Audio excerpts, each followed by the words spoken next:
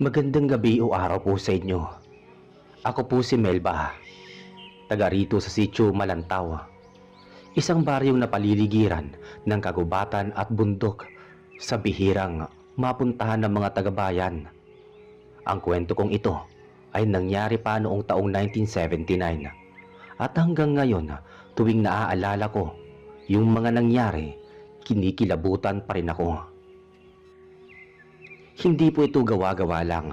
Sa totoo lang, ilang taon akong nananahimik bago ko nagawang ikuwento ito sa iba. Isa ito sa mga kwentong halos hindi pinaniniwalaan ng iba. Pero ako, saksi ako mismo sa lahat. Ang kwento ay tungkol sa isang matandang ermitanyo na nakilala namin noon bilang si Mang Lino. Matagal na siyang naninirahan mag-isa sa paanan ng bundok. Isang lugar na halos 2 oras paakyat mula sa pinakahuling bahay sa baryo namin. Ang sabi ng matatanda, doon daw siya tumira mula noong dekada 50 pagkatapos mamatay ng pamilya niya sa sunog. Simula noon, naging tahimik siya at halos ayaw nang lumabas o bumaba sa baryo. Sa tuwing may kailangan lang siyang asin, posporo o bigas, saka lang siya bumababa. Madalas tuwing hapon nakaputi palagi, may hawak na tungkod na gawa sa matigas na kawayan at laging nakatungo habang naglalakad. Pero kahit ganon, mabait si Mang Lino. Walang masamang sinasabi sa kanya ang mga tao. Ang sabi ng ilan, marunong daw siya ng panggagamot at may alam sa ginagawa din ng albularyo. Kapag may nagkakasakit at hindi gumaling sa albularyo sa baryo, inaakyat siya ng ilang tao para humingi ng tulong. Tahimik lang siya pero mabisa daw ang mga halamang ginagamit niya. Isang araw, bandang Hunyo 1979, may napansin ang mga taga-baryo. Ilang gabi na raw na may naririnig na iyak ng bata mula sa direksyon ng bundok. Akala ng iba may naiwang pamilya o nagkampo lang doon. Pero sabi ni Aling Dalisay, isang matandang nagtitinda ng gulay, hindi raw iyon iyak ng normal na bata. Parang humahaba ang tunog at minsan parang umiiyak sa ilalim ng lupa.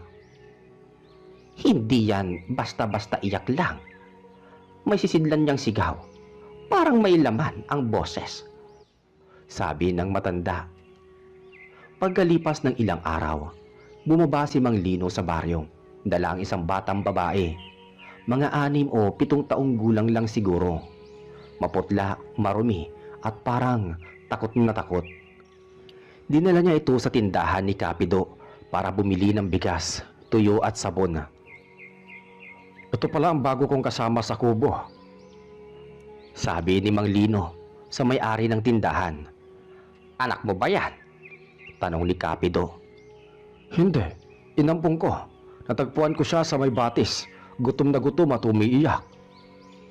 Tahimik lang ang bata, nakatingin sa lupa, wala man lang imik. Anong pangalan mo, iha? Tanong ni Kapido sa bata. Hindi sumagot ang bata. Tinawag ko na lang siyang Rosa, sabi ni Mang Lino. Wala naman siyang maalalang pangalan eh. Mula noon, tuwing bumababa si Mang Lino, lagi niyang kasama si Rosa. Lagi nakasuot ng luma pero malinis na bestida. Hindi nagsasalita pero palaging nakatitig sa mga tao na parabang pinag-aaralan ng bawat isa. Ilang linggo ang lumipas, napansin ng mga taga-baryo na tila hindi tumatanda ang itsura ni Rosa. Sa halip, parang mas nagiging maputi, mas kumikintab ang balat at lalo pang gumaganda. Baka alaga yan ng diwata, biro ng iba. Pero si Aling Dalisay, iba ang hinala. Hindi yan. May kakaiba sa batang yan, lalo na sa mga mata niya. Parang may kumikislap na pula kapag gabi. Isang gabi habang nagbabantay si Mang Turing, ang tanod ng baryo, may narinig siyang kakaibang ingay mula sa bakuran nila. Parang may hayop na kumakaskas sa bubong. Pag-ahon niya ng tingin, Nasulyapan daw niya ang isang maliit na anino. Hindi hayop, hindi rin tao. Nakaluhod sa bubong at parang may kinakain. Nang tumingin daw ito sa kanya, nakita niyang maliit lang pero may mata na kumikislap na parang nagbabaga. Kinabukasan, nakita nilang patay ang baboy ni Mang Turing. Butas ang tiyan, ubos ang laman loob. Siguro yung mga ligaw na aso lang. Sabi ng iba, pero si Mang Turing nanginginig ng nagkwento. Nako, hindi yun aso. Tao ang ngugis, pero parang bata. Mula noon nagsimula ng kabahan ang mga tao. Lalo na't sa mga sumunod na gabi, may mga manok na nawawala, may kambing na natatagpo ang tuyo ang dugo, at sa may sapa, may mga bakas na maliliit na paa. Parang paa ng bata pero may kuko na mahaba, sabi ng isa na taga-baryo. Noong isang araw ng linggo, umaba ulit si Mang Lino sa baryo. Mag-isa lang siya. Nasaan na yung batang kasama mo? Tanong ni Kapido. Natulog, nilagnat kagabi. Sagot ni Mang Lino, pero napansin ng mga tao parang may pasa sa braso si Mang Lino at may gasgas sa leeg. Kinagabihan, may mga batang naglalaro sa tabing ilog nang may nakita silang maliit na nilalang na nagtatago sa likod ng puno. Parang bata pero nakabaliktad ang paa. Nang makita silang mga bata, tumakbo ito ng mabilis. Mabilis pa sa aso paakyat ng bundok.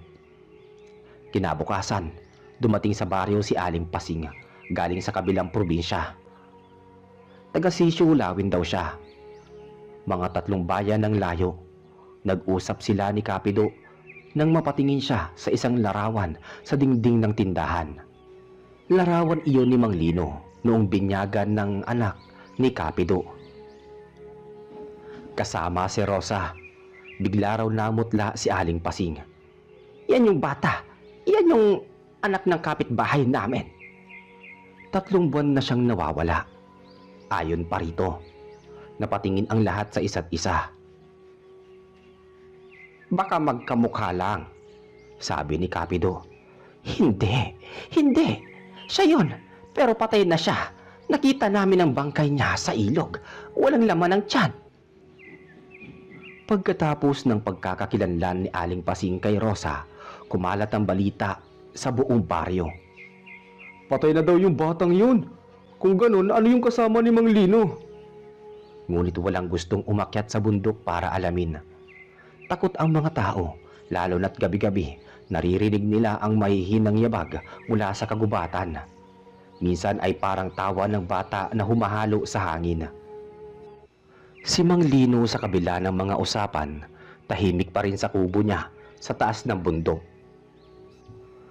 Ngunit simula ng araw na umamin si Aling Pasing na patay na ang batang kamukha ni Rosa, nagsimula na ring makaramdam ng kaba si Mang Lino.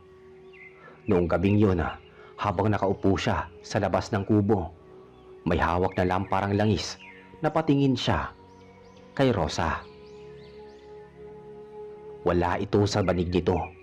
Tumayo siya, tinawag ang pangalan ng bata. Rosa, saan ka na naman pupunta ng ganitong oras? Tahimik ang paligid. Ang tanging narinig niya ay ang huni ng kuliglig at ang mahinang agos ng tubig sa batis. Lumakad siya papunta sa likod ng kubo kung saan nakasampay ang mga pinatuyong dahon ng sambong at yerba buena. Pagliko niya roon, bigla niyang naamoy ang matapang na amoy ng dugo. At sa liwanag ng lampara, nakita niya si Rosa. Nakaluhod, may hawak na manok at sinisipsip ang leeg nito habang dumadaloy ang dugo pababa sa bibig niya. Napatigil si Mang Lino. Nanigas, hindi siya makapagsalita. Paglingon ni Rosa, nakangiti siya pero puno ng dugo ang mga ngipin at labi niya. Lolo, gutom po ko. Napatras si Mang Lino. Nanginginig ang kamay niya habang itinataas ang lampara. Rosa! Bago pa niya matapos, biglang tumakbo si Rosa papasok sa kubo. Mabilis na parang hangin. Kinabukasan, walang imik si Mang Lino. Tinakpan niya ng kumot si Rosa habang ito'y natutulog. Sa liwanag ng araw, mukha lang itong inosenteng bata. Pero napansin niyang mainit ang balat nito at parang walang pulso kapag hinahawakan. Pagdating ng tanghali, bumaba si Mang Lino sa baryo para bumili ng asin at langis. Nang tanungin siya ni Kapido kung ayos lang ba si Rosa, ang sagot niya ay, Oo, nilagnat lang. Bata pa kasi, mahina pa siguro ang resistensya. pero sa loob-loob niya hindi na siya mapalagay.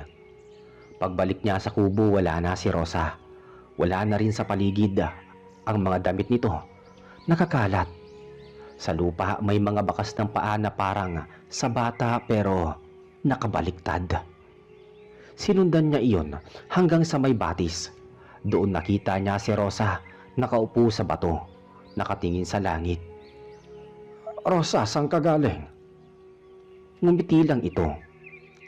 Nakakita po ako ng mga tao sa ibaba. Ang saya nila. May nagkakantahan. Bawal bumaba doon.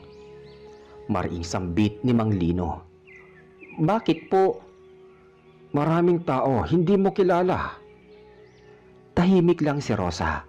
Pagkatapos ay tumingin sa kanya. May ngiting kakaiba. Hindi naman ako natatakot sa tao eh.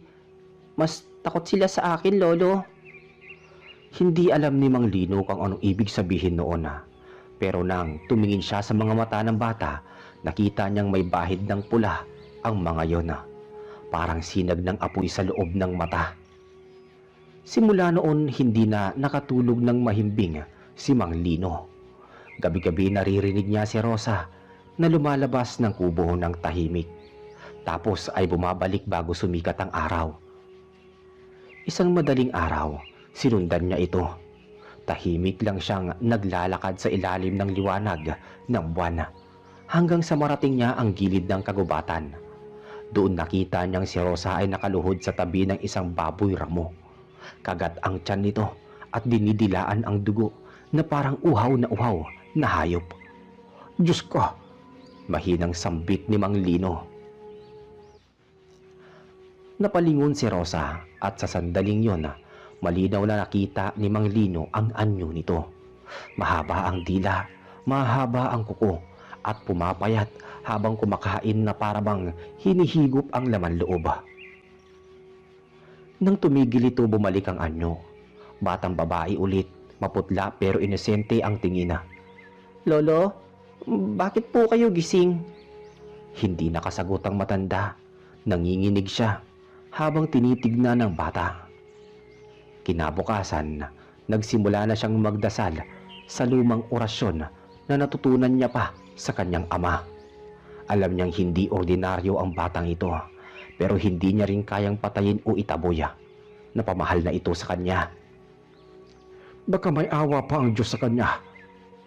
Baka kaya siya dinala sa akin, may dahilan. Bulong ng matanda sa sarili. Lumipas ang ilang linggo. Lumala ang mga kaganapan sa baryo. May nawawalang mga alagang hayop gabi-gabi. May mga bangkay ng manok at baboy na walang laman loob. Isang gabi, may bata ring nawawala. Anak ni Mang Turing, ang tanod. At sa tabi ng sapa, natagpuan ang sapatos ng bata, puno ng dugo. Kinabukasan may mga umakyat sa bundok para hanapin kung may bakas. Pagdating nila sa lugar ni Mang Lino, nakita nila si Rosa na nakatayo sa labas ng kubo, nakangiti sa kanila. At maya-maya, biglang pumasok sa loob na sobrang bilis. Mang Lino, nasaan ang kasama mo? Tanong ng isa. Natutulog sa loob. Sagot ni Mang Lino halatang hindi mapakali. Pag-alis ng mga tao, umarap si Mang Lino kay Rosa. May kinalaman ka ba sa bata sa ibaba? Sumagot ka. Unti-unting tumingin si Rosa sa kanya. Malamig ang tinig. Hindi ko siya sinaktan. Gutom lang ako eh. Nanginig si Mang Lino. Diyos ko, ano bang klaseng nilalang ka? Hindi ko rin alam. Pero simula nung gumising ako sa ilog, hindi na ako katulad nila. Mula noon halos mabaliw si Mang Lino sa takot at awa. Nilalagnat siya gabi-gabi. Iniisip kung dapat bang itaboy si Rosa o tulungan. Pero tuwing nakikita niya itong nakahiga, parang batang ulila lang. Hindi halimaw kundi isang nilalang na hindi pinili ang pagiging ganoon. Hanggang isang gabi, nagising siya sa ingay ng kaluskos sa labas. Paglabas niya, may nakita siyang 3 nilalang, mga anino, mahaba ang dila, lumilipad sa sangahan ng mga puno. Isa sa mga ito ang bumulong. "Ibalik mo siya sa amin, hindi siya para sa inyo." At mula sa loob ng kubo, narinig niyang umiyak si Rosa. Gabi na noon at ang paligid ng bundok ay tahimik maliban sa ihip ng hangin at huni ng mga kuliglig. Nakaupo si Mang Lino sa tapat ng kanyang kubo, hawak ang lamparang halos maubos na ang langis. Nanginginig pa ang kanyang mga kamay, hindi dahil sa lamig, kundi dahil sa takot na sumasakal sa dibdib niya. Narinig pa rin niya ang mga tinig mula sa dilim, may hinang boses ng mga nilalang na parang nagmumula sa hangin. "Ibalik mo siya sa amin," wika ng kanyang naririnig. Dinig din niya ang iyak ni Rosa sa loob ng kubo. Nang tuluyan niyang maisip na baka may masamang mangyayari, dali-dali siyang pumasok. Nakita niya ang bata na nakaupo sa sulok, yakap ang sarili, nanginginig. "Lolo, nandito sila. Gusto nila akong kunin." Bulong ni Rosa. Namumula ang mga mata. Lumapit si Mang Lino, nilapitan ng bata at tinakpan ito ng kumot. Huwag kang lalabas, Rosa. Walang makakakuha sa'yo habang ako'y naririto. Pero sa labas ng kubo, may mga anino nga kumikilos. Parang 3 tao. Pero ang mga galaw ay hindi normal. Mabibilis, pasuray-suray, at nakalapat sa lupa ang mga kamay habang gumagapang. Maya-maya, may kaluskos sa bubong. Tapos may mahina ngunit nakakapangilabot na halakhak.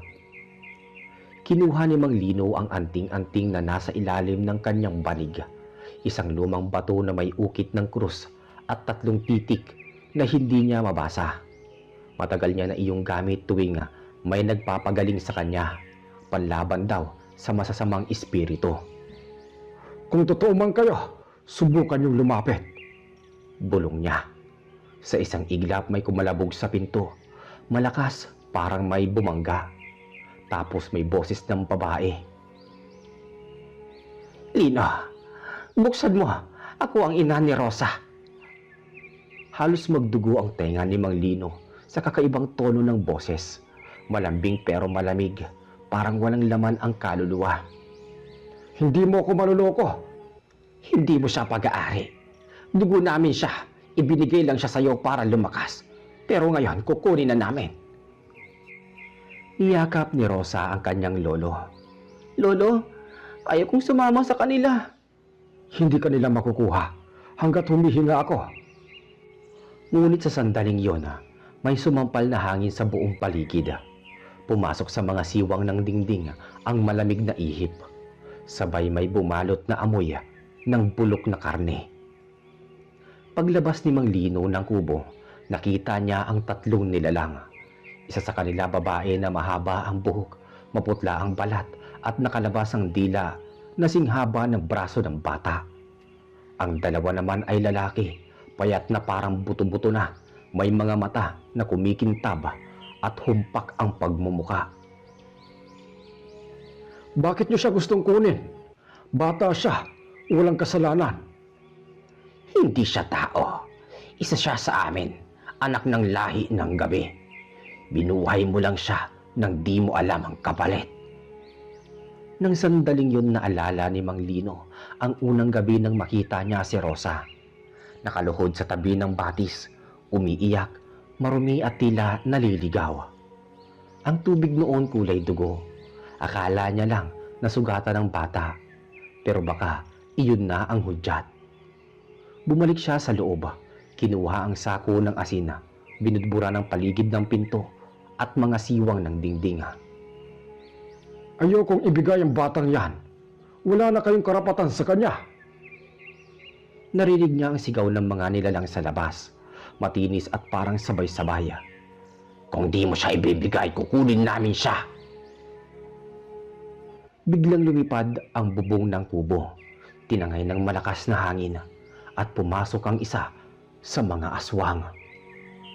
Napaatras si Mang Lino. Niyakap niya si Rosa habang ang nilalang ay naglalakad papalapit. Nakangisi, bumubuka ang bibig na may matutulis na ngipin. Pero bago ito makalapit, itinapo ni Mang Lino ang anting-anting sa hangin at sumigaw ng orasyon na matagal niya nang hindi binibigkas. Sumigaw ang nilalang na patras, nasunog ang balat na parang dinilaan ng apoy. Kasunod nun naglahong parang usok ang tatlo. Nang matapos ang lahat, bumagsak sa sahig si Mang Lino. Habol ang hininga. Si Rosa naman ay nakayakap pa rin sa kanya. Umiiyak. Lolo, babalik sila? Hindi sila titigil hanggat hindi nila ako kinukuha. Bulong ng bata. Pagkaraan ng ilang araw, nagpasya si Mang Lino na ibaba si Rosa sa baryo. Hindi naligtas sa bundok, pero pagdating nila sa paanan ng daanan, napansin ng mga taga-baryo ang kakaibang itsura ni Rosa. Mas payat, mas maputi, at sa liwanag ng araw parang aninong naglalakbay sa ilalim ng balat niya. Bata, anong nangyari sa'yo? Tanong ng isa sa kanila. Ngumiti si Rosa, mahina, tapos tumingin sa araw. At ng mga sandaling yon, dumugo ang mata niya. Magsisigaw na sana ang mga tao, pero tinakpan ni Mang Lino ang bata. Sumigaw siya. Walang lalapit. Bata lang ito, ngunit halatang nanginginig siya. Gabi ring iyon, nagpasya siyang dalhin si Rosa sa lumang simbahan sa kabilang baryo. Baka sakaling may pari na makatulong. Naglakad sila ng ilang oras, dala ang lampara. Sa daan, panay ang tingin ni Rosa sa langit. Parang may naririnig. Lolo, hindi mo ako mailalayo sa kanila. Manahimik ka, Rosa. May dugong kagaya ko sa dugo mo. Napatigil si Mang Lino. Anong sinabi mo? Kaya mo ako naririnig, kaya mo ako nakikita. Nang makarating sila sa simbahan, sarado na ang pinto. Ngunit sa gilid nito, may nakasinding kandila at isang matandang lalaking nakaitim na sutana, si Padre Simeon, ang pari ng kalapit na baryo. Anong kailangan ninyo? Tanong ng pari. Padre, tulungan niyo kami. May nilalang na gustong kunin ng batang ito. Tinitigan ni Padre Simeon si Rosa, tapos ay napaatras. Hindi siya ordinaryo. Alam ko, pero bata siya, Padre. Maawa kayo. Lumapit ang pari, hawak ang krus. Nang idampi niya ito sa noo ng bata, uminit ang hangin at sumigaw si Rosa. Demonyo! Hindi mo dapat dinala yan dito, Lino. Hindi siya demonyo. Isa siyang bata. Ngunit sa harap nila, unti-unting nagbago ang anyo ni Rosa. Lumabas ang mga pangil, humaba ang dila at pubutok ang mga ugat sa braso. Nangangalit ang hangin sa loob ng simbahan. Lolo, tulungan mo ko! Niyakap siya ni Mang Lino kahit mainit ang balat nito, kahit nasusunog siya sa bawat haplos. Hindi kita iiwan, kahit ano ka pa. At sa sandaling yun, nagliwanag ang buong simbahan. Parang may pumunit na apoy mula sa langit. Nang tumigil ang liwanag, si Rosa ay nakahandusay sa lupa, walang malay. At sa labas ng simbahan, naghihintay ang tatlong nilalang. Nakangiti, nakamasid. Madilim ang buong paligid ng lumang simbahan. Tanging mga kandila lang sa altar ang nagbibigay ng liwanag. Nanginginig ang mga apoy sa bawat ihip ng hangin. Nakahandusay si Rosa sa sahig. Maputla, walang malay, at may bakas ng paso sa balat. Si Mang Lino, nakaluhod sa tabi niya, hawak-hawak ang kamay ng bata. Padre, tulungan niyo po siya. Namamanhik na sabi ni Mang Lino, nanginginig ang tinig. Si Padre Simeon naman, matanda at may halong takot sa mga mata, ay humakbang palapit, hawak ang krus at bote ng banal na tubig. Hindi ko alam kung kaya ko pa ito, Lino. Kung totoo ang paniniwalaan ko, ang bata ay nasa pagitan ng dalawang daigdig. Kalahating tao, kalahating nilalang ng kadiliman. Pero may kaluluwa pa siya, Padre. Naririnig ko pa siyang umiiyak tuwing gabi. Tahimik lang ang sandali ng simbahan. Sa labas, unti-unting dumidilim lalo kahit walang ulap sa langit. Ang buwan na kanina'y maliwanag, ngayon natatakpan ng itim na ulap na parang usok. Sumunod ang malamig na hangin at ang halakhak ng tatlong nilalang mula sa kagubatan. Padre, nandyan na naman sila. Sa ngalan ng Diyos, sa Diyos na makapangyarihan sa lahat, sinasaway ko kayo, mga anak ng kadiliman. Huwag kayong lalapit sa tahanan ng Panginoon. Ngunit sumagot ang boses mula sa labas. Boses ng babae, malalim at parang dalawang dila ang gamit. Hindi mo kami mapipigilan, pare. Anak namin yan. Ang dugo niya ay sa amin. Sumabog ang pinto ng simbahan at pumasok ang malamig na hangin kasabay ng tatlong nilalang. Mga aninong hugis tao pero naglalakad na parang hayop. Ang una, ang babaeng mahaba ang buhok, lumapit kay Rosa. Rosa, gising na. Umuwi ka na sa amin. Hindi ka na babagay rito.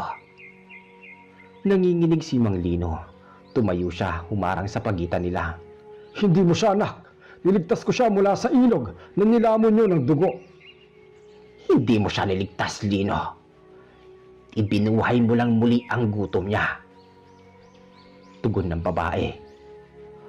Muling nagliwanag ang mga mata ni Rosa. Dahan-dahan siyang bumangon. Lolo, ang sakit ng ulo ko. Ngunit habang nagsasalita, humahaba ang kanyang kuko at nagbabago ang boses. Rosa, labanan mo yan. Huwag kang magpapadala. Umiiyak ang bata. Ayoko, Lolo, pero gusto kong kumain. Gutom ako. At bago pa siya mapigilan, tumalon siya sa isa sa mga nilalang at sabay nilang sinunggaban ang isa't isa. Halimaw laban sa halimaw. Nagsigawan ang mga ibon sa labas ng simbahan. Bumagsak ang mga sanga ng puno at yumanig ang lupa. Si Padre Simeon nagdasal ng malakas hawak ang krus, habang binabasa ng banal na tubig ang sahig. Sa ngalan ng Ama, Anak at Espiritu Santo, palayasin ang kadiliman. Nang mapatak ang tubig kay Rosa, napasigaw siya ng malakas, hindi sa sakit kundi sa pagkakahati ng loob niya. Lolo, tulungan mo ko. May mga boses sa loob ng ulo ko. Lumapit si Mang Lino kahit nasusunog ang balat niya sa init galing sa katawan ng bata. Rosa anak, makinig ka. Hindi mo kailangan maging katulad nila. Kaya mong labanan yan. Wala ka nang magagawa, matanda. Sa bawat gabi, unti-unti siyang magiging isa sa amin. At kapag natapos ang ikatlong gabi ng buwan, magiging ganap na siya. Lumapit si Padre Simeon. Tinutok ang krus sa babae. Kung anak ng dilim ka, masusunog ka sa liwanag ng Diyos. Ngunit tumawa lang ito at sa isang iglap, lumipad at sinunggaba ng pari. Sumabog ang lampara, nagliyab ang sahig. Padre! Sigaw ni Mang Lino. Lolo, nasusunog po si Padre. Wala na tayong oras anak. Kailangan nating tumakas.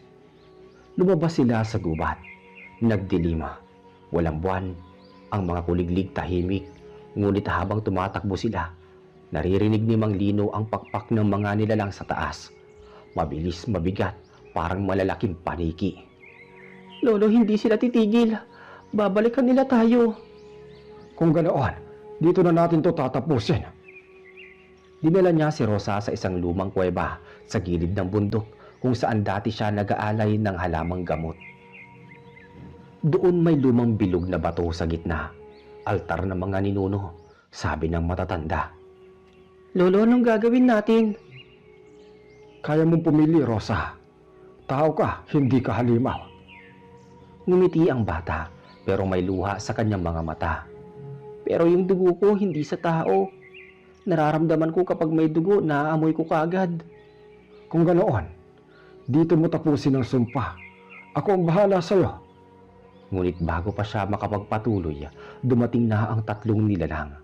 Mula sa itaas ng kuweba, bumagsak ang mga ito. Humihiyaw, humahagik-gik. Wala ka nang ligtas, bata. Hinawakan ni Mang Lino ang kamay ni Rosa, sabay itinapat sa altar. Kung kailangan ng sakripisyo, ako na lang. Sigaw ni Mang Lino.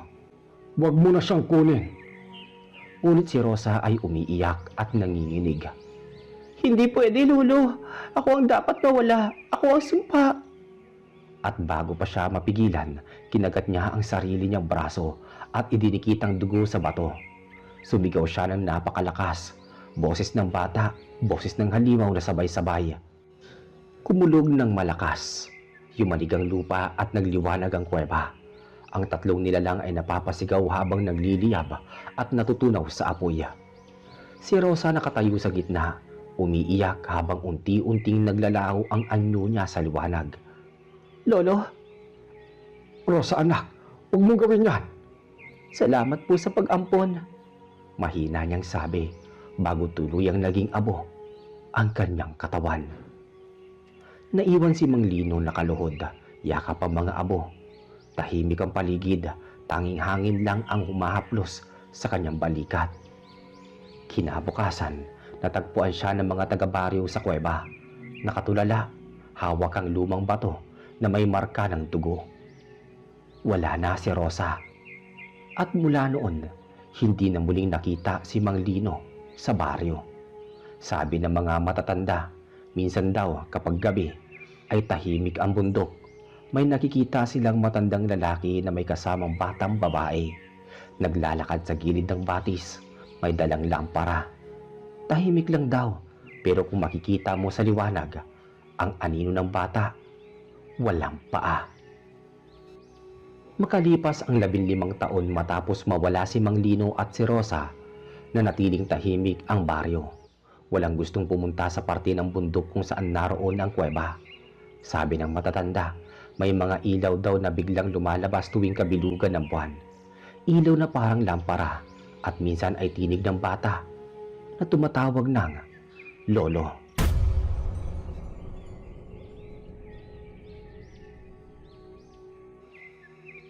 Magandang araw o gabi po sa inyo. Ako po si Samuel, tubong San Roque. Isang maliit na baryo sa gilid ng bundok na matatagpuan sa bahaging Luzon. Matagal ko na pong gustong ibahagi ang karanasan ko, pero ngayon lang ako nagkaroon ng lakas ng loob. Hindi ko alam kung matatakot o maaawa ko, pero totoo lahat ng ito.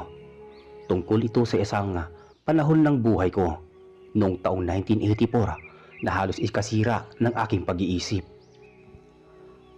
Panahon yun na natuklasan kong hindi pala ako ordinaryong tao. Isa pala akong aswang. Ngunit natutong manggamot dahil sa isang albularyong nagligtas sa akin. Noong panahong yon, 18 taong gulang pa lang ako. Namuhay kami ng simple kasama si Nanay Mila at ang nakababatang kapatid kong si Jonas. Wala na kaming tatay. Bata pa lang ako nang napatay siya ng mga lasing sa kabilang baryo. Si Nanay nagtitinda ng gulay sa palengke sa bayan. Ako naman, tumutulong sa bukid ni Mang Turing, kapitbahay namin. Tahimik lang ang buhay namin noon, hanggang sa isang gabi na nabago ang lahat. Hating gabi na yon, kagagaling ko lang noon sa bayan dahil naghatid ako ng mga gulay. Madilim ang daan pa uwi, tanging ilaw ng gasera ang dala ko. Tahimik ang paligid, tanging mga kuliglig at huni ng tuko ang maririnig. Habang naglalakad ako sa isang putik, may naramdaman akong malamig na simoy ng hangin, parang galing sa likod ko. Paglingon ko wala naman, pero ilang hakbang pa, narinig ko ang mga yabag na mabibigat, parang may sumusunod sa akin. Sino yan? Mang Turing kayo po ba yan? Ang mga yabag, mas lumapit. Tumakbo ako pero Pagdating ko sa tapat ng malaking punong balete sa kanto ng baryo, bigla kong naramdaman na parang may malamig na kamay na humawak sa batok ko. At doon bigla akong nahilo. Tumigil ang paligid at bago ako mawala ng malay, may narinig akong mahinang tinig, parang boses ng matanda. Hindi ka dapat matakot, Samuel. Sabi niya. Pagmulat ko, umaga na. Nasa higaan ako, nanginginig at punong-puno ng galos ang katawan ko.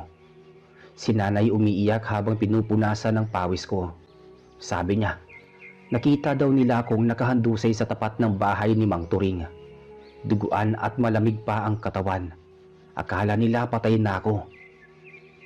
Lumipas ang 3 araw bago ako muling nakalabas ng bahay. Pero mula noon, may kakaibang nangyari sa akin. Hindi ako nagugutom sa araw, pero tuwing gabi o hating gabi, nagigising ako na parang gutom na gutom. Hindi ko alam kung bakit pero ang mga hayop sa paligid, lalo na ang manok at baboy, parang natatakot sa akin. Minsan dumaan ako sa harap ng bahay ni Mang Lando. Nakita ko nga, nagwawala ang aso niya. Parang nagalit na galit. Hindi ako lumapit pero ang mga mata ng aso nakatutok lang sa akin, nanginginig. Isang gabi, hindi ko napigilan. Nagising ako, nagutom na gutom. Parang may nagtutulak sa isip ko na humanap ng dugo. Kinuha ko ang lampara at lumabas ng bahay. Hindi ko alam kung saan ako pupunta, pero dinala ako ng mga paa ko sa likod ng bukid. Madilim, doon walang tao, tanging liwanag ng buwan lang. At doon nakita ko, may kalabaw na nakatali sa punong nyug. Parang alam na alam ang gagawin. Hindi ko na napigilan ang sarili ko. Lumapit ako at sa di ko mapaliwanag na paraan, bigla kong nakaramdam ng matinding lakas. Ang mga ngipin ko parang tumalim at bago ko pa maisip, nakagat ko na ang leeg ng hayop. Nang matapos ako, nagulat ako sa sarili ko. Puno ng dugo ang kamay ko.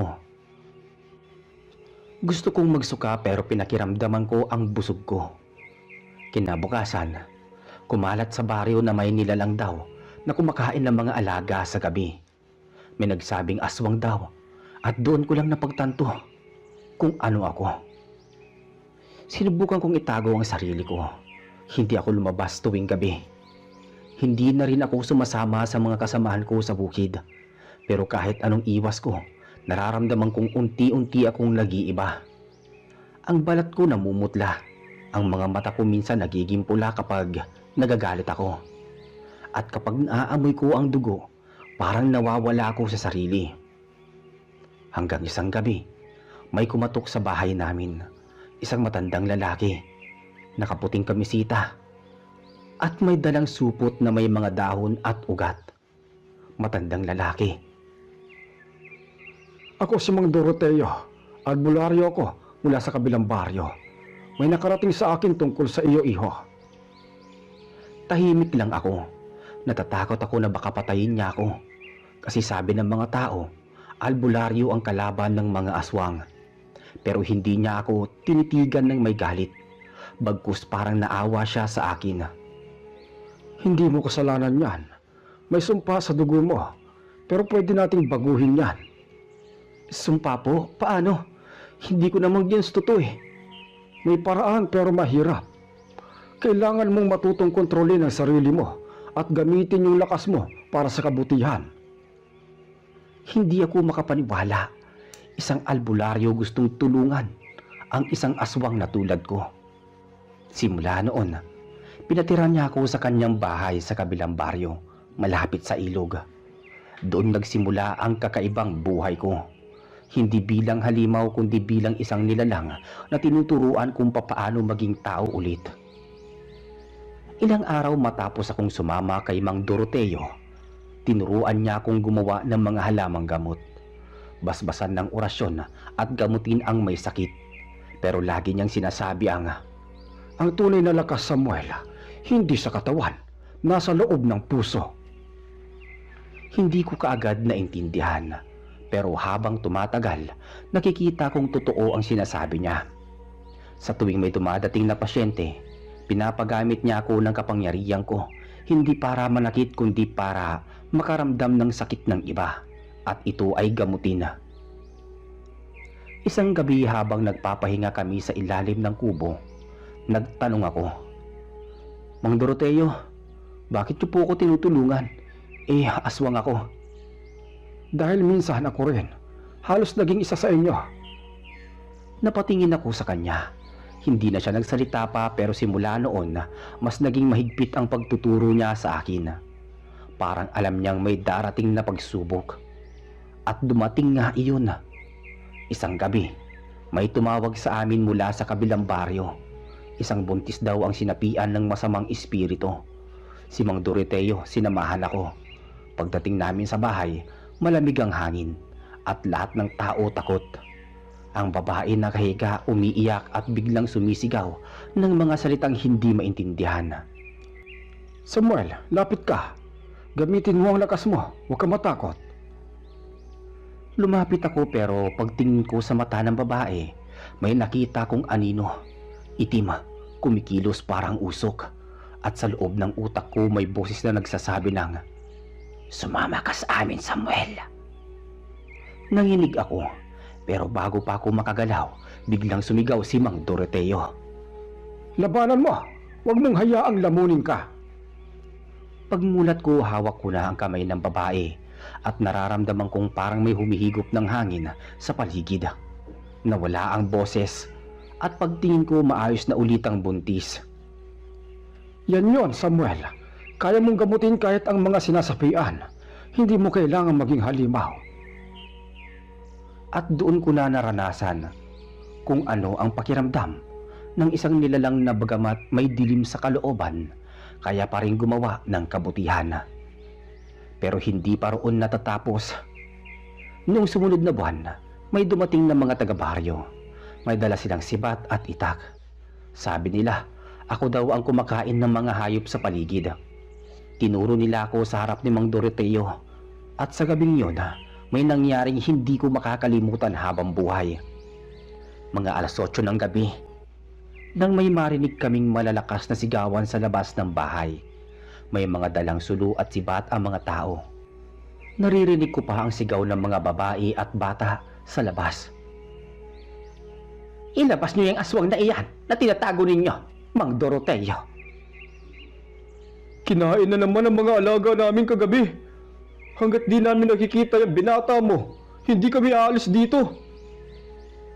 Nang marinig ko yun, nanginig ang mga kamay ko. Gusto kong lumabas at ipaliwanag, pero pinigilan ako ni Mang Doroteo. Huwag kang lalabas, Samuel. Hindi yan makikinig sa paliwanag. Galit yan. At sa galit, kahit ang tama, nagmumukhang kasalanan. Pero Mang Doroteo, hindi ko naman ginawa yung sinasabi nila. Paano kung saktan nila kayo? Mas lalong lalalayan kapag pinatulan mo. Manahimik ka lang. Tinakpan niya ng palaspas ang bintana at sinindihan ng insenso. Habang ginagawa niya yon, naririnig ko pa rin ang mga sigawan sa labas.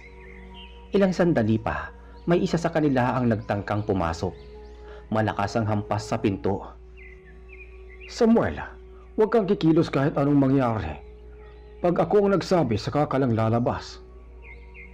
Tumangulang ako kahit nanginginig. Maya-maya, binuksan niya ang pinto. Pagkakita ng tao sa kanya, sabay-sabay silang umatras. Kasi akala nila, babasahan sila ng sumpa. Pero kalmado lang si Mang Doroteo.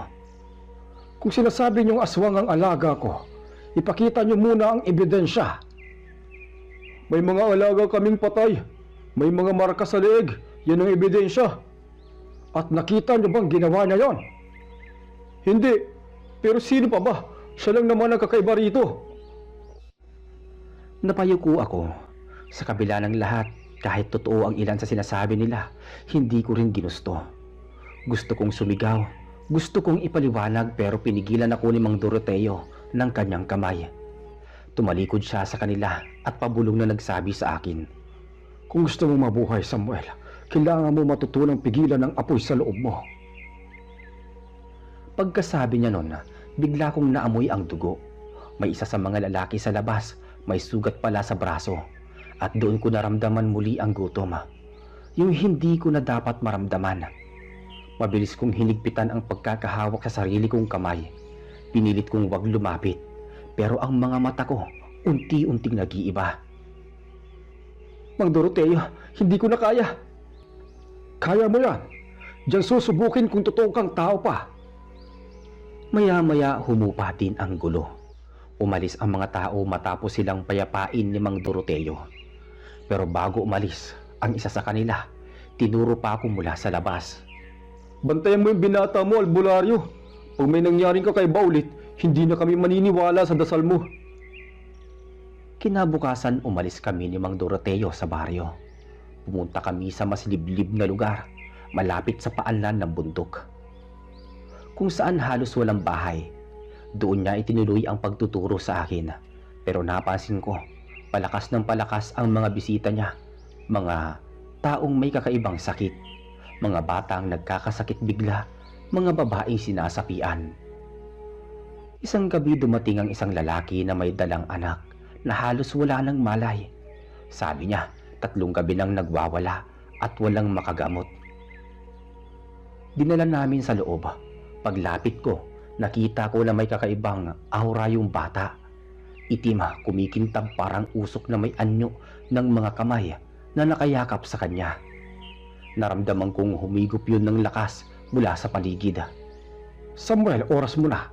Gamitin mo yung tinuro ko sa'yo. Hindi ko alam kung kaya ko, Mang Doroteo. Hindi mo kailangan maniwala sa sarili mo. Maniwala ka sa kabutihan mo. Tumayo ako sa tabi ng bata. Inilagay ang kamay ko sa noo niya at pumikit. Parang may malamig na hangin na dumaloy sa katawan ko. At sa loob ng isip ko narinig ko na naman yung mga boses na, "Halina kayo, Samuel." Pero bago ako tuluyang lamunin ng dilim, nakarinig ako ng tinig ni Mang Doroteo, malakas at matatag. Sa ngalan ng Diyos na buhay, itaboy mo ang kadiliman. Nanginig ako habang sinisigaw ko rin ang orasyon na itinuro niya, hanggang sa maramdaman kong may mainit na dumaloy mula sa dibdib ko papunta sa kamay ko. At nang dumilat ako, wala na yung anino. Ang bata huminga ulit at nakangiti ang ama. "Salamat ho, Mang Doroteo. Salamat din sa'yo, binata." Huwag mong pasalamatan kami. Pasalamatan mo ang may kapal. Siya ang tunay na gumaling dyan. Pag-alis nila, napaupo ako sa gilid ng banig. Sobrang pagod pero magaan sa pakiramdam. Hindi ko alam kung anong klaseng kapangyarihan yun, pero hindi na yung gutom na dugo ang gumagalaw sa akin. Parang liwanag. Lumipas sa mga buwan. Sa bawat araw natututo akong gamitin ang kakayahan ko sa tama. Minsan ginagamit ni Mang Doroteo ang pandama ko para hanapin ang masamang espiritu sa paligid. Kasi kahit hindi ko nakikita, nararamdaman ko sila. Isang gabi, habang naglalakad kami sa tabing ilog, bigla siyang tumigil. Samuel, nararamdaman mo ba yon? Parang may malamig na hangin, Mang Doroteo. Tama, may dumadalaw. Huwag kang titingin diretso, baka makita ka.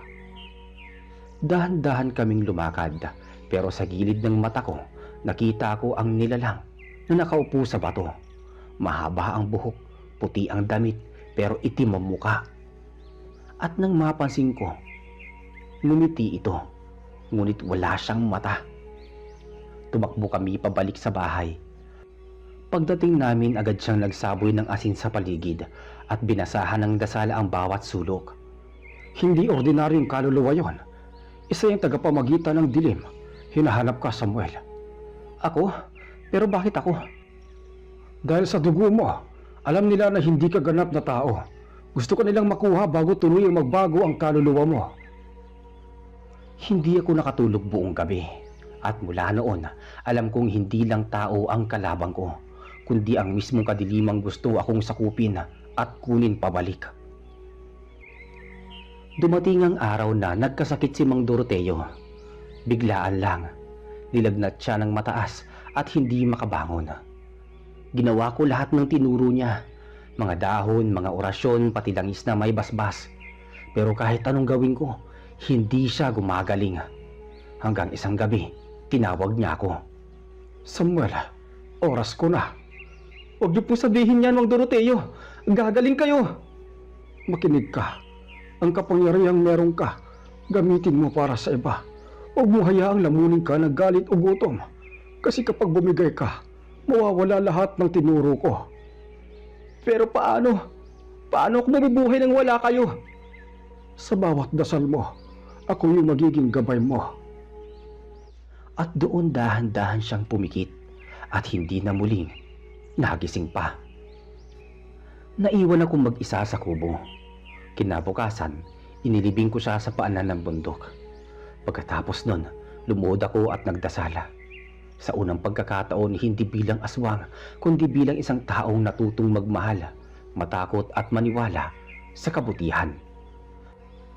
Pero hindi doon natapos ang lahat.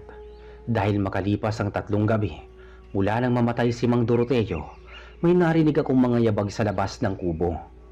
Pagtingin ko sa bintana, may 3 lalaki na may dalang sulo. At sa gitna nila, isa sa kanila ay si Mang Lando, kapitbahay naming dati sa San Roque. Samuel, alam na namin ang totoo mo. Hindi ka tao. At ngayon ikaw naman ang ililibing namin. At doon, nagsimula ang pinakamadilim na gabi. Gabing naranasan ko sa buong buhay ko. Gabi na naman yun, tahimik ang paligid. Tanging mga kuliglig lang ang maririnig sa gubat. Pero sa gitna ng dilim, nandoon ang 3 lalaking may dalang sulo. Si Mang Lando kasama niya si Tio Ramil at Cardo, mga dati kong kakilala. Mga taong minsang bumati sa akin tuwing dumadaan ako sa bukid. Ngayon mga mata nila puro galit at takot ang laman. At ako ang nasa loob ng kubo ni Mang Doroteo. Mag-isa, walang ibang kasama, kundi mga dasal at alaala ng matanda. Lumabas ka na, Samuel. Hindi ka na makakatakas. Alam namin kung ano ka. Uulitin ko pa ba? Ginagamit mo lang yung pagiging manggagamot mo para linlangin kami. Aswang ka pa rin. Tapos na yung panluloko mo. Lumabas ka. Ususunugin namin tong bahay. Nanginig ang katawan ko. Hindi dahil sa takot, kundi dahil sa nararamdaman kong muli ang gutom na matagal ko nang pinipigilan. Parang muling nabuhay sa loob ko yung halimaw na itinuro ni Mang Doroteo na dapat kong pigilan. Ngunit kasabay ng kaba, bumalik din sa isip ko ang mga salita niya na ang tunay na lakas sa pagpipigil sa sarili. Huminga ko ng malalim. Kinuha ko ang maliit na botelya ng banahaw na itinuro niyang gamitin pang taboy sa masamang espiritu. Nilagay ko yun sa palad ko at nagdasal. Pagkatapos, marahang kong binuksan ang pinto. Paglabas ko, tumigil sandali ang 3. Siguro hindi nila inaasahang lalabas ako ng walang laban. Tumama ang ilaw ng sulo sa mukha ko at alam kong nakikita nila na iba na ako. Pumayat, maputla at may mapulang mga mata, pero hindi ako nagpakita ng galit. Mang Lando, hindi ko kayo kalaban. Tumahimik ka. May nakita kaming kalabaw na patay kagabi at may mga bakas sa lupa na galing dito sa gubat. Sino pa ba ang gagawa nun kundi ikaw? Hindi ako yun. Matagal ko nang nilabanan yung sumpa na yan. Tinulungan ako ni Mang Doroteo. Walang kwenta yung mga palusot mo. Manggagamot daw pero halimaw naman. Aswang pa rin yan. Sabi naman ni Ramila. Itinaas ni Cardo ang sibat. Mabilis itinutok niya sa akin ngunit bago pa ako makagalaw, naramdaman ko na ang malakas na hampas ng hangin. Isang boses na hindi ko inaasahang pamilyar. Malamig ngunit mapayapa. Ang boses ni Mang Doroteo. Samuel, huwag kang lalaban sa galit. Parang pumutok ang dibdib ko sa bigat ng emosyon. Ipinikit ko ang mata ko at maramdaman kong may liwanag na bumalot sa paligid. Hindi yung apoy ng mga sulo, kundi yung malamlam na puti, parang mula sa buwan. Napansin ko nga, nag-alangan ang mga lalaki. Tumingin sila sa paligid tila natakot. Ano to? Ano tong ilaw na to? Sabi ni Cardo. Huwag kayong lalapit, may sumpa to. Sabi naman ni Ramila. Habang nagsasalita sila, naglakad ako palapit. Hindi ako tumakbo, hindi rin ako sumigaw, tahimik lang. At habang lumalapit ako, itinapat ko ang palad ko sa apoy ng sulo. Ang apoy, dahan-dahang namatay. Hindi ko kayo sasaktan, pero kung patuloy kayo magpapaikot sa galit ninyo, kayo din ang malulunod sa takot. Pagkasabi ko noon, may narinig kaming kaluskos mula sa likod ng mga puno. Mabilis, at sabay-sabay silang lumingon at mula sa dilim, lumabas ang isang nilalang na parang tao pero mas malaki. May mahabang kuko at may kumikislap na mga mata. Itim ang balat at ang ngipin ay matutulis. Diyos ko! Aswang! Sabi ni Cardo. Hindi ako nakagalaw. Pero alam ko nga, hindi ako yon. Ang nilalang na yon, yun ang dahilan ng lahat. Siya ang tunay na kumakain ng mga alaga. At nang magtagpo ang mga mata namin, parang may koneksyon sa pagitan naming dalawa. Parang kilala niya ako. At sa utak ko may boses na bumubulong. Ikaw dapat ang kasunod ko, Samuel. Bakit mo pinipigilan ang dugong yan? Mabilis ang pangyayari. Tumakbo ang mga lalaki, nagsigawan. Pero bago pa sila makalayo, tumalon yung nilalang at hinablot si Cardo sa leeg. Napasigaw siya habang humandusay sa lupa. Hindi ko na alam kung anong lakas ang pumasok sa akin, pero bigla kong gumalaw para kong hinila ng sarili kong katawan. Tama na! Tumalon ako sa pagitan nila at sa unang pagkakataon, ginamit ko ang kapangyarihan ko hindi para lumaban, kundi para pigilan. Hinawakan ko ang braso ng nilalang. Mainit parang nag-aapoy. Naramdaman kong may dumadaloy na kuryente sa mga ugat ko. At nang masalubong ang aming mata, nakita ko ang sarili kong anyo noon. Isang halimaw na gutom, walang kaluluwa. Hindi mo kayang maging tao, Samuel. Kaya ko, dahil tinuruan akong magmahal. At biglang nagliwanag ang paligid. Mula sa palad ko may lumabas na liwanag at napasigaw ang nilalang. Ang apoy ng mga sulo ay biglang nagliyab. Pero hindi nasunog ang gubat, bagkus ang halimaw lang ang tinamaan. At sa huling sandali bago ito naglaho, may narinig akong mahinang boses na parang humihingi ng tawad. Pagkatapos na wala na ito, abo na lang ang naiwan sa lupa. Tahimik noon, walang gumagalaw sa amin. Si Cardo nanginginig pa rin pero buhay. Lumapit ako sa kanya. Tinulungan ko siyang tumayo.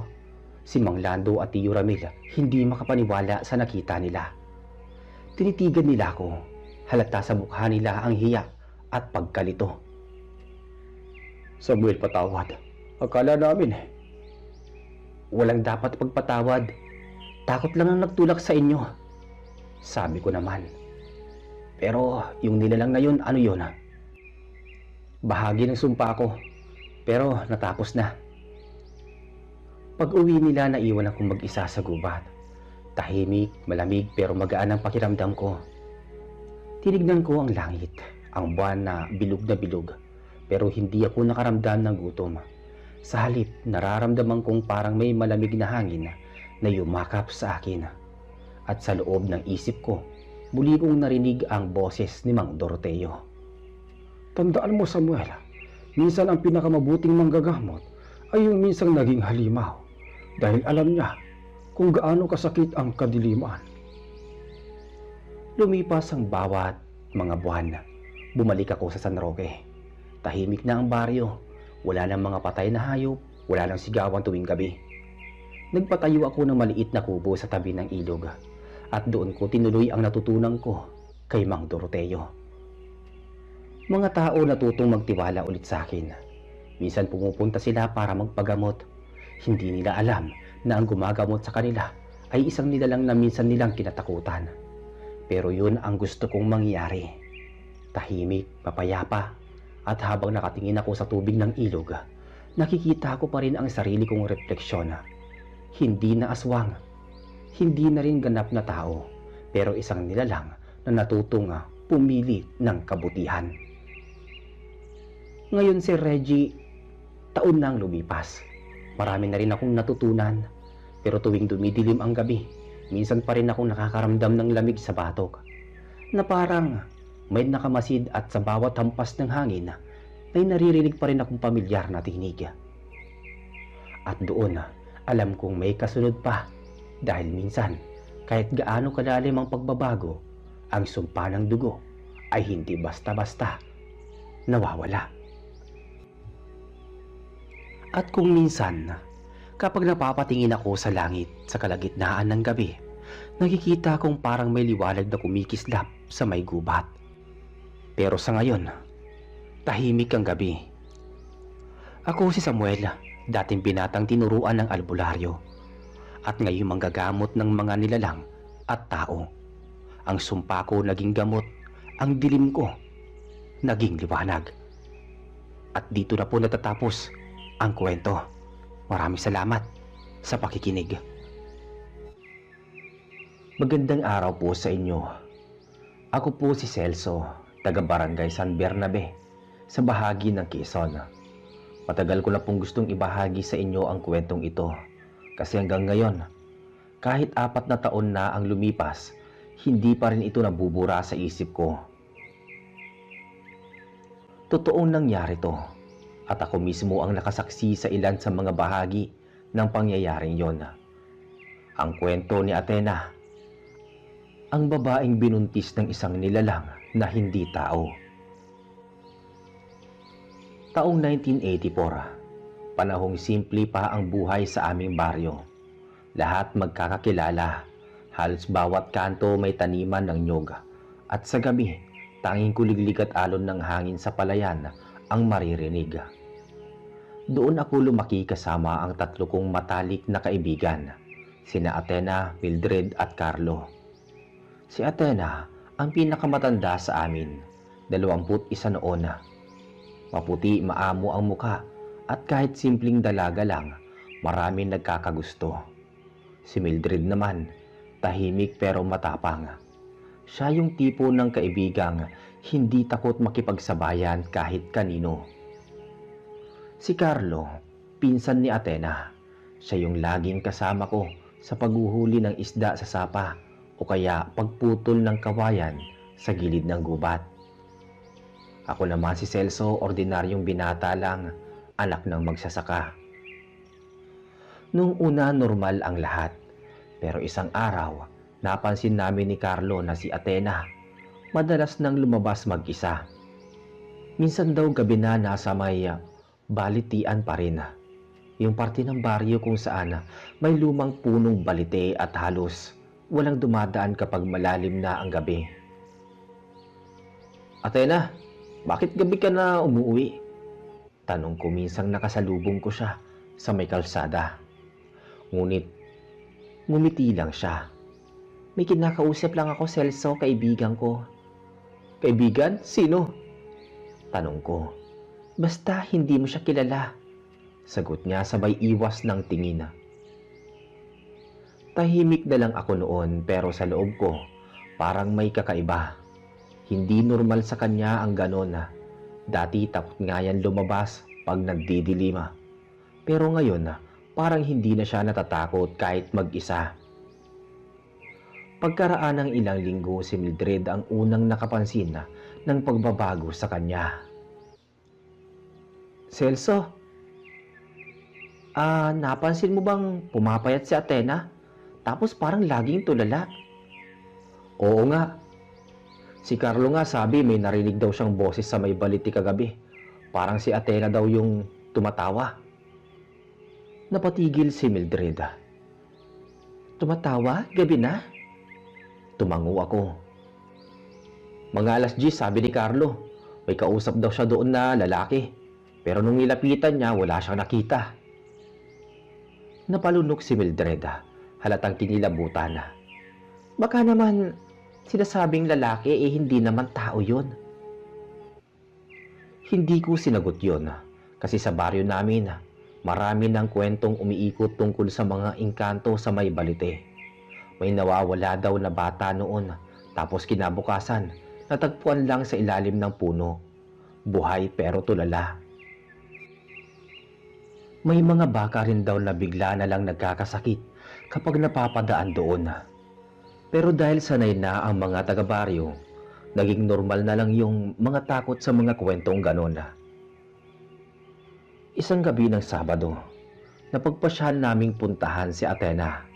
Nasa bahay lang siya noon, nakaupo sa balkonahe, nakatingin sa buwan. Tahimik ang paligid, tanging huni ng tuko at hangin lang ang maririnig. "Athena?" Tawag ni Mildred. Napalingon siya pero may kakaibang lamlam sa mga mata niya. Para bang malalim ang iniisip.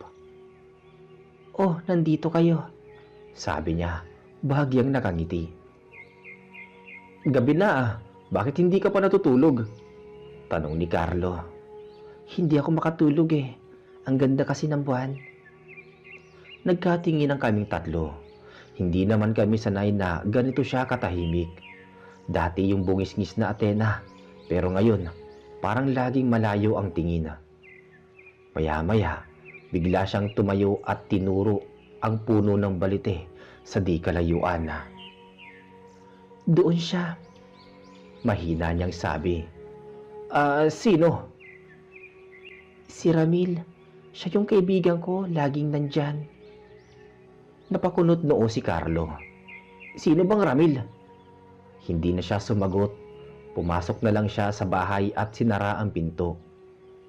Naiwan kaming tatlo sa labas, nagkakatinginan. "Carlo, naririnig mo ba yung pangalan ni Ramil dati?" Hindi ah. Wala namang ganong tao dito sa San Bernabe." Kinabukasan nagulat ang buong baryo. Si Athena biglang nagsuka ng dugo sa harap ng bahay nila. Tinagbo siya ng nanay niya sa albularyo. Pagbalik nila, namumutla si Aling Rosa, nanay ni Athena. "Ano raw ang sabi?" tanong ni Mildred. "May bumisita raw sa kanya, hindi tao. Sabi ng albularyo, nakipagsiping daw si Athena sa engkanto." Napahawak ako sa ulo ko. Hindi ko alam kung maniniwala ako o hindi. Pero nung nakita ko si Athena kinagabihan, halos hindi ko na siya makilala. Maputla, may itim sa ilalim ng mata, at ang tiyan, unti-unti nang bumubukol. "Athena, bakit hindi mo sinasabi sa amin kung ano talagang nagaganap?" tanong ko. Tahimik lang siya. Ilang sandali bago siya sumagot. "Celso, hindi ko sinasadya. Akala ko tao siya. Ang bait niya pero isang gabi dinala niya ako sa ilalim ng puno. Pagdilat ko iba na ang paligid. Ang liwanag pero walang araw. At ang mga tao hindi naglalakad. Parang lumulutang tapos..." Huminto siya. Nanginginig ang boses. Hindi ko na alam kung anong nangyari pagkatapos nun. Hindi ko na rin siya pinilit magsalita, pero mula noon, nagsimula na ang mga kakaibang pangyayari sa baryo namin. Tuwing gabi may maririnig na yapak sa bubong ng bahay ni Athena. Minsan parang may humahaplos sa mga pader o may aninong dumaraan sa likod ng bintana. "Celso, tulungan mo ko. Naririnig ko na naman yung iyak ni Athena." Tawag ni Mildred isang gabi habang kumakatok sa bahay ko. Agad akong sumama sa kanya. Pagdating namin, si Athena nakaupo sa sahig, yakap-yakap ang tiyan at umiiyak. "Umalis siya, Mildred. Si Ramil, hindi ko siya mapigilan." Sigaw niya. Biglang lumamig ang paligid. Naramdaman kong may dumaan na malamig na hangin sa pagitan namin. Lahat ng kandila sa altar ng bahay biglang namatay. "Athena, ano yan? Sino yung Ramil na yan?" "Hindi niyo siya makikita, pero nandito siya." Pagkasabi niya nun, may maririnig kaming malakas na kalabog sa labas. Parang may bumagsak. Pagbukas namin ng pinto, wala namang tao, pero ang mga dahon ng balite parang umiikot sa hangin kahit walang ihip. Pagkatapos nun nagpasya si Aling Rosa na ipaalbularyo ulit si Athena. Dinala siya kay Mang Emong, ang pinakamatandang manggagamot sa baryo. Ayon kay Mang Emong, hindi ordinaryo ang kaso ni Athena. Hindi ito basta sumpa o sakit. May kasunduan siyang hindi niya alam. Ang engkanto, kapag pinili ka, hindi ka na basta makakatakas. Pinainom niya si Athena ng tapal na galing sa ugat ng dapdap at binigyan ng pulseras na gawa sa pulang sinulid. Pero kahit ganon, tuloy pa rin ang mga kakaibang pangyayari. Pagkalipas ng ilang buwan, lumaki ng husto ang tiyan ni Athena. Pero kakaiba, hindi normal na bilog kundi parang may gumagalaw sa loob na hindi tao. Minsan nakikita naming parang kumikilos ang tiyan niya kahit wala pang 7 buwan.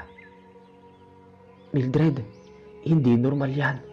Parang may buhay na kakaiba sa loob niya. Tumango siya, halatang takot. Celso, kailangan nating gawin ang sinasabi ni Mang Emong. Kailangan nating harapin ang engkanto bago manganak si Athena. Kinabukasan, maaga kaming nagpunta ni Mildred sa bahay ni Mang Emong. Tahimik ang baryo ng umagang yun, pero ramdam ko sa hangin yung bigat ng gabi kagabi. Parang may kung anong nakamasid sa amin habang naglalakad kami sa daan papunta sa bahay ng albularyo.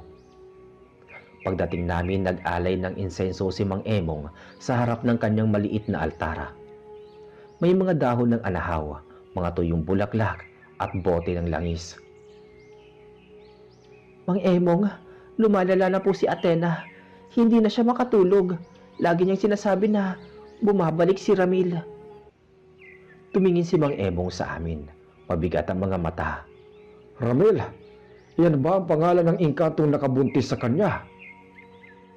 Opo, sabi raw ni Athena, dun sila nagkita sa may punong balite. Sagot ko. Hindi na bago yan. Noong dekada 70, may dalagang ganyan din dito. Nakipagkaibigan daw sa isang gwapong lalaki. Paglaon, nalaman naming hindi tao. Engkanto rin, tagabantay ng mga puno na balite. Napatitig ako sa kanya. Ano nangyari sa dalaga, Mang Emong? Tanong ko. Tumikhim siya, parang ayaw sagutin. Hindi ko na naabutan ang dulo pero ang sabi ng mga matatanda noon, nawala raw siya isang gabi at nang makita ulit, may karga na siyang bata. Hindi siya nagsalita kailanman kung sino ang ama. Tahimik kami sandali. Ramdam kong kumabog ang dibdib ko. Parang unti-unti nang inuulit ng kasaysayan ang sarili nito. Kung ganoon, paano natin matutulungan si Athena? Sabi ni Mildred. Kinuha ni Mang Emong ang isang maliit na bote ng langis. Ito ang langis na galing sa ugat ng kamangyan. Ipatak niyo ito sa noo ni Athena bago siya matulog. Huwag niyo siyang pabayaan sa gabi. At tandaan ninyo, huwag na huwag ninyong hahayaang lumapit siya sa balite kahit anong mangyari. Tumango kami ni Mildred. Agad kaming umuwi, dala ang langis at panalangin na sana makatulong iyon. Pagdating namin sa bahay ni Athena, naroon na si Carlo. Pawis na pawis siya, halatang galing sa takbuhan. Celso, Mildred, kanina pa nagwawala si ate sa loob. Sabi niya, gusto niyang lumabas. Gusto raw niyang puntahan si Ramil. Agad naming tinakbo ang silid ni Athena. Nakita namin siyang nakaupo sa sahig, nakatali ng lubid sa kamay at umiiyak. Athena, huwag kang lalabas, sabi ni Mildred habang nilalapitan siya. Naghihintay siya sa akin.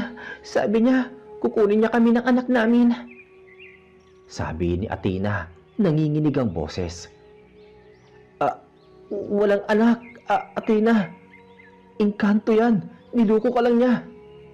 Sabi ni Carlo. Pero tumingin si Athena kay Carlo na para bang may ibang nilalang na nakamasid sa mga mata niya. Hindi mo alam ang sinasabi mo, Carlo. Hindi siya masama. Sabi ni Athena. Lalong lumamig ang paligid. Biglang may kumalabog sa bubong, parang may mabigat na bumagsak. Napatakbo ako sa bintana pero wala akong nakita maliban sa mga dahong umiindayog kahit walang hangin. "Celso, yung langis!" sabi ni Mildred. Agad kong ipinahid sa noo ni Athena ang langis. Pagdampi ko pa lang, bigla siyang napasigaw. Parang may nasusunog sa loob niya. "Aray ko, masakit!" sigaw niya. Hawak ang tiyan. "Athena, anong nangyayari sa'yo?" tawag ni Carlo. Nang tumigil siya sa pag-iyak, nakatulog siya bigla. Tahimik, pero ang tiyan niya, gumagalaw parang may kumikilos sa loob. Hindi gaya ng normal na pagbubuntis. Para bang may kamay na tumutulak mula sa loob. Napatakbo kami palabas. Halos nanginginig si Mildred. "Celso, kailangan natin ng tulong." Kinabukasan, pinatawag namin si Mang Emong. Dumating siya bandang hapon, dala ang kanyang lumang bag na puno ng dahon, asin at kandila.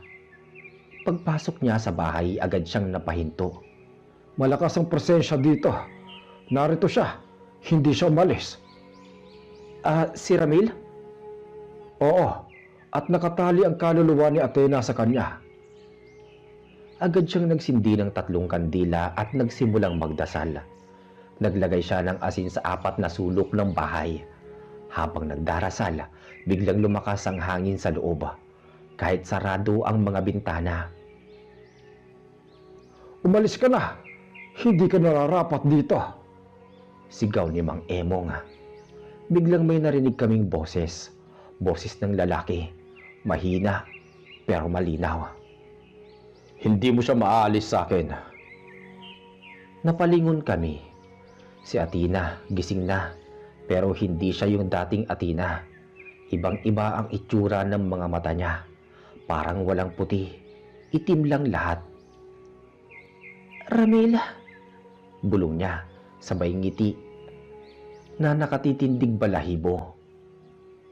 "Hindi mo siya makukuha," sigaw ni Mildred habang hinahawakan ang kamay ni Athena. Pero biglang napatras si Mildred, parang tinulak ng hindi nakikitang lakas. Napatumba siya sa sahig. "Mang Emong! Celso, kunin mo ang bote. Ipatak mo ulit sa noo niya." Ginawa ko kaagad, pero bago ko pa maipatulo, biglang sumigaw si Athena. Hindi na boses niya ang boses na iyon. Boses ng lalaki. "Hindi niyo alam kung anong ginagawa ninyo." Tumigil kaming lahat. Ramdam ko ang lamig sa batok ko. Parang may humihinga sa likod ko. Pagkaharap ko, may aninong matangkad na nakatayo sa may pintuan. Mahaba ang buhok, maputi ang balat, at nakasuot ng lumang barong Tagalog. Pero hindi siya tao. Alam ko, ang mga mata niya kumikislap sa dilima. "Ramil, kunin mo ko," sabi ni Athena habang umiiyak. Hindi mo siya madadala." Itinaas ni Mang Emong ang bote ng langis at ibinuhos lahat sa ulo ni Athena. Bigla siyang napasigaw at ang aninong lalaki unti-unting naglaho, parang usok na tinangay ng hangin. Nang matapos ang lahat, bumagsak si Athena sa sahig. Walang malaya. Pagkalipas ng ilang oras, nagising siya. Tahimik, parang walang nangyari. Pero nang tumingin kami sa kanya, iba na ang aura niya. Hindi na siya mukhang pagod, pero wala ring emosyon. "Kamusta ka na, Athena?" tanong ni Mildred. "Wala na siya. Umalis na si Ramil." Pero napansin ko habang nagsasalita siya, may luha sa gilid ng mata niya. "Pero bakit parang malungkot ka?" tanong ko. "Dahil hindi ko siya mapapalaya. Kasi kahit wala na siya rito, may iniwan siya sa akin." At hinaplos niya ang tiyan niya. Nang marinig namin yun, nagkatinginan kami ni Carlo at Mildred. Ang tiyan niya kumikilos pa rin. "Ang bata sa sinapupunan niya, hindi basta tao." Bulong ni Mang Emong. Simula noon, binabantayan na namin si Athena. Gabi-gabi. Bawal siyang lumabas, bawal lumapit sa balite. Pero kahit ganoon, may mga gabi pa rin na naririnig namin kumakaluskos sa labas. May humahaplo sa dingding. Carlo, paano kung bumalik yung Ramil na yun? Sabi ko isang gabi habang nagbabantay. Kung babalik siya, handa akong ipagtanggol si ate kahit anong mangyari. Biglang may kaluskos sa ilalim ng bahay. Napatingin kami pareho. Mula sa dilim, may lumabas na anyo ng lalaki. Nakayuko, mahaba ang buhok at walang muka. Siya na yan! Sigaw ko. Halos mapasigaw kong sabi yon. Tinuro ko yung nilalang sa ilalim ng bahay. Sumigaw si Carlo. Ate, huwag kang lalabas! Sabay hawak sa pintuan para isara. Pero bago pa niya masara, biglang may humampas na malakas na hangin. Parang may puwersang tumulak mula sa labas. Bumukas ulit yung pinto at sa gilid ng liwanag ng gasera, nakita namin yung lalaking anyo. Matangkad, maputla, mahaba ang buhok at wala ngang muka. Parang tinabunan ng anino ang buong ulo. Athena, halika na. Malalim at malamig na tinig. Ramila, bakit bumalik ka? Tanong naman ni Athena. Dahil hindi pa tapos ang kasunduan natin, kukunin ko na kayo. Athena, huwag kang lalapit, sabi naman ni Mildred. Pero parang wala si Athena sa kanyang sarili. Dahan-dahan siyang tumayo at kahit inahawakan siya ni Carlo sa may braso, parang may puwersang humihila sa kanya. Carlo, hawakan mo siya! Sigaw ko. Hawak ko na, pero parang may tumutulak sa akin, sabi ni Carlo. Nakikita kong nanginginig ang mga braso ni Carlo. Halos mapunit na ang manggas niya sa lakas ng pagkakahawak kay Athena. Ramil, Sigaw ni Mang Emong na biglang sumulpot sa may likod. hindi mo siya maaaring dalhin. Walang karapatan ng tulad mo sa kaluluwa ng tao. Tumingin yung nilalang sa kanya. Kahit wala itong muka, naramdaman naming lahat na nakatingin itong diretso sa amin, sa mismong kaluluwa namin. Tanda, huwag mong pakialaman ang hindi mo naiintindihan. Kumalabog ulit ang paligid. Natigilan ang mga manok sa labas. Tumilapon ang mga gamit at ang mga kandila. Sabay-sabay namatay. Celso, ang gasera! Sigaw ni Mildred. Kinuha ko kaagad at pinailawan muli. Sa sandaling umilaw ulit ang paligid, wala na yung anino sa ilalim ng bahay. Pero si Athena, nawawala. Tangna, nasan si ate? Sigaw ni Carlo halos maiyak sa galit. Tumakbo kami palabas. Sinundan yung bakas ng yapak sa putik. Humantong yung mga bakas sa may punong balite sa dulo ng baryo. Pagdating namin doon, nakita namin siya, si Athena, nakatayo sa harap ng puno. Yakap ang tiyan niya na umiiyak. Athena, tawag ko. Paglingon niya sa amin, nanlaki ang mata ko. Mukha niya ay parang hindi na sa kanya, maputla, mga ugat na gilid ng pisngi, at ang mga mata kulay abo. Celso, tulungan mo ko. Mahinang tinig niya. Alika, uwi na tayo, sabi ni Carlo habang dahan-dahang nilalapitan siya. Ngunit bago pa siya makalapit, biglang umangat ang hangin at mula sa likod ng puno may lumitaw na liwanag. Puting-puti pero nakakasilaw. Mula sa liwanag na yon unti-unting sumulpot si Ramila sa anyong mas malinaw ngayon. Gwapo, makisig, pero ang mga mata malamlam at malamig. Hindi mo siya madadala, Ramil. Sa ngalan ng may kapal, lumayas ka! Sigaw ni Mang Emong, hawak ang bote ng langis at isang krus. Ngumiti lang si Ramila. Hindi mo ko kayang paalisin, matanda. Ang sinapupunan niya ay dugo ko na. Ang bata sa loob niya, kalahati ng lahi namin. Nang marinig ko yun, parang natuyuan ako ng dugo. Si Athena tuloy-tuloy lang ang pag-iyak. Hindi ko siya gustong saktan. Minahal ko siya. Pero kailangan niya bumalik sa lugar namin para mabuhay ang anak namin. Hindi siya sasama! Sigaw ni Carlo sabay hagis ng asin sa hangin. Sumigaw si Ramil parang nasusunog ang balat. Nagdidilim at naglalaho ang liwanag sa paligid. Hindi niyo alam ang pinapasok ninyo. Sabi niya. Biglang umuga ang lupa sa paligid ng balite. Narinig namin ang mga sanga, parang naglalakad, gumagalaw, lumalapit sa amin. Mang Emong, ano to?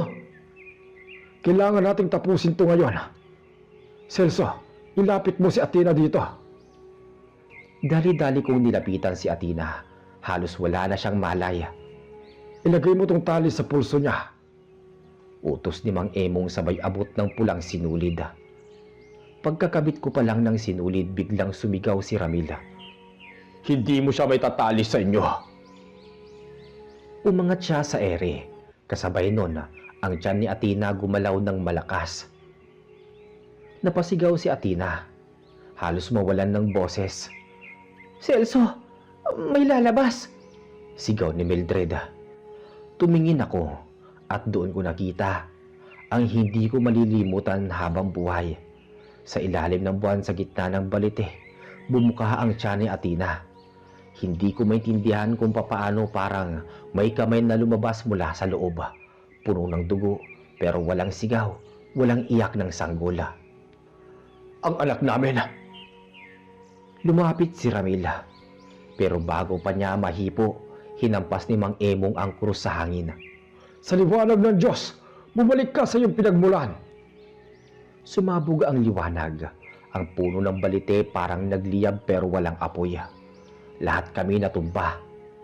Pagmulat ko, wala na si Ramil. Wala na rin ang liwanag. Si Athena nakahandusay sa lupa. Walang malay. May sugat sa tiyan. Pero parang walang dugo. At sa tabi niya, may maliit na nilalang. Parang sanggol pero kulay abo ang balat. Sarado ang mata. At walang umuugong na hininga. Diyos ko, mahina kong sabi. Si Carlo nakaluhod sa tabi ng kapatid niya. Umiiyak. Ate, gumising ka naman ate. Dahan-dahang dumilat si Athena. Celso, nawala na siya. Wala na si Ramil, Athena. Sagot ko. Pero umiling siya. Hindi nandito pa siya. At itinuro niya ang sanggola. Nang lumapit ako, nakita kong kumilos yung nilalang kahit hindi pa humihinga. Ang mga mata nito biglang bumukas, kulay itim parang walang puti. Celso, iyan ang kalahating engkanto. Sabi ni Mang Emong. Napatras ako. Anong gagawin natin dyan? Hindi natin pwedeng saktan, pero kailangan itong ilayo sa baryo. Saan lugar? Tanong ni Mildred. Tayong gubat ng malasugi ang kayang tumanggap ng ganitong nilalang. Iwan natin doon bago magbukang liwayway. Walang nagtanong pa. Dinala namin yung sanggola, binalot sa tela at naglakad papuntang gubat. Si Athena iniwan muna kay Aling Rosa, mahina pa. Pagdating namin sa loob ng gubat, halos 4:00 na ng umaga. Tahimik ang paligid, walang huni, walang hangin. Dito, ilagay ninyo ang bata rito. Maingat kong inilapag yung nilalang. Nakapikit ito, parang natutulog. Pero bago pa kami umalis, biglang nagliwanag ang paligid. Malamlam na asula, parang liwanag ng buwan. Umalis na tayo. Tumakbo kami palabas ng gubat. Pag-uwi namin, nakita namin si Athena gising na. Nakaupo siya, hawak ang tiyan. Parang alam niyang may nangyari. Tapos na ba? Tanong niya. Oo, sagot ni Carlo. Pero nanginginig pa rin ang boses. Nilayo na namin yung sanggol. Dagdag pa niya. Ngumiti siya ng mahina. Salamat. Sana matahimik na siya. Simula noon naging maayos na ang lahat. Si Athena, hindi na muling ginagambala ni Ramila dahil binigyan siya ng matinding pambakod puder at isinarado ang pangatlong mata upang hindi na makakita ng kung ano-anong nilalang o engkanto. Ngunit talagang tumatak na sa kanilang isipan at hindi na malilimutan ang karanasan naming iyon. Nang nabuntis si Athena ng engkanto. At dito po natatapos ang ating kwento. Maraming salamat po sa inyong pakikinig. Hanggang sa muli.